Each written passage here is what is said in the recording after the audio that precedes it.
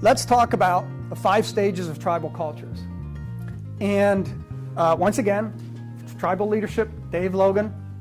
If you Google on TEDx or TED.com, Google Dave Logan tribal leadership. He does a 17-minute overview of this, which is really cool. And you can go to triballeadership.net and you can download an audio version of the book.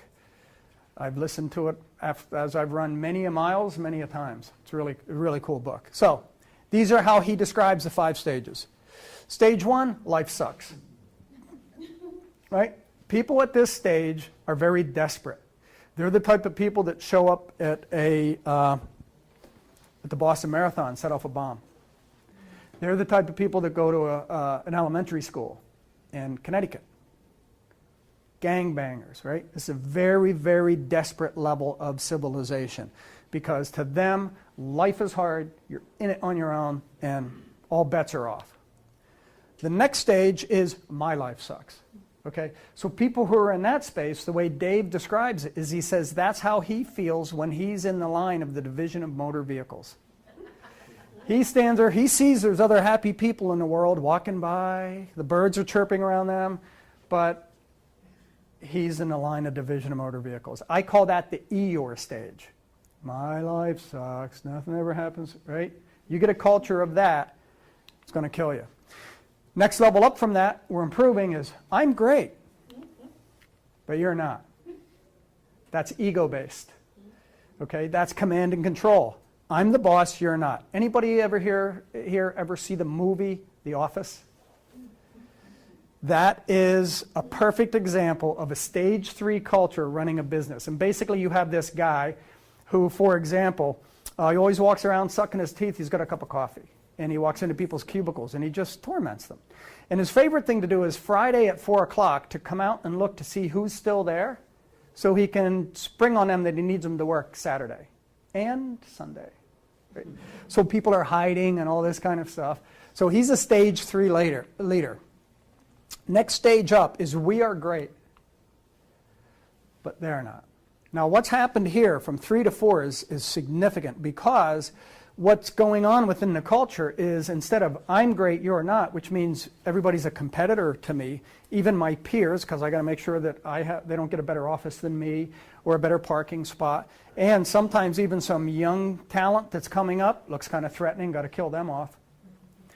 A stage 4 leader is somebody who looks at the entire organization and says, we got to be in this thing together. Think of a Navy SEAL team. Very small group, incredibly high capabilities. They never leave one another behind, and they never leave each other's back, right?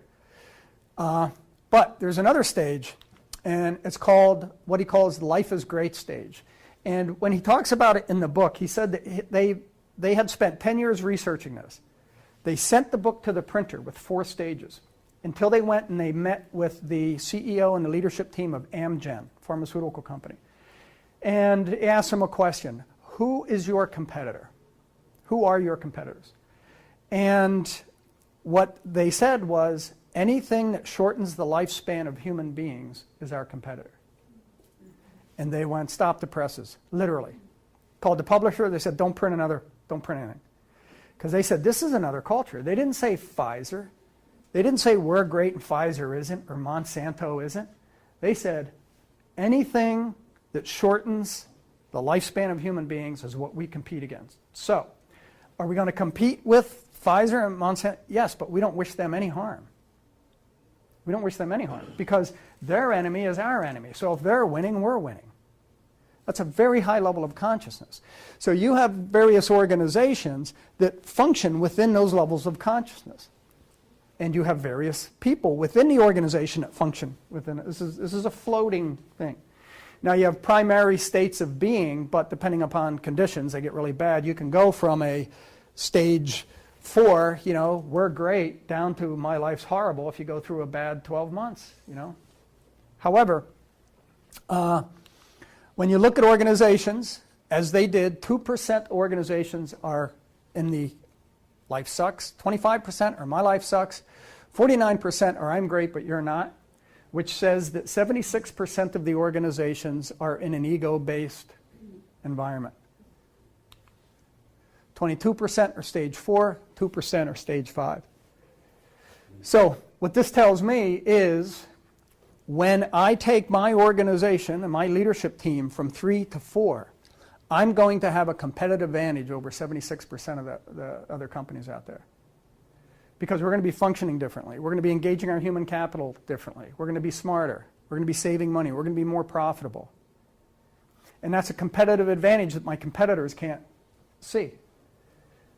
If I have a machine, or if I've got a factory, and all of a sudden my competitor sees that I buy a new machine and now my profitability is going up, my productivity, he goes out, he buys that machine. Now he's kind of right in that same, in the same level that I am. But once you go in and you do this hard work and you start engaging and shifting the consciousness of your culture, and you go from command and control to leadership, that's something that's not seen from the outside. And the most they can do is come in and try to steal your people, but good luck, because people in stage 4 and 5 companies stay.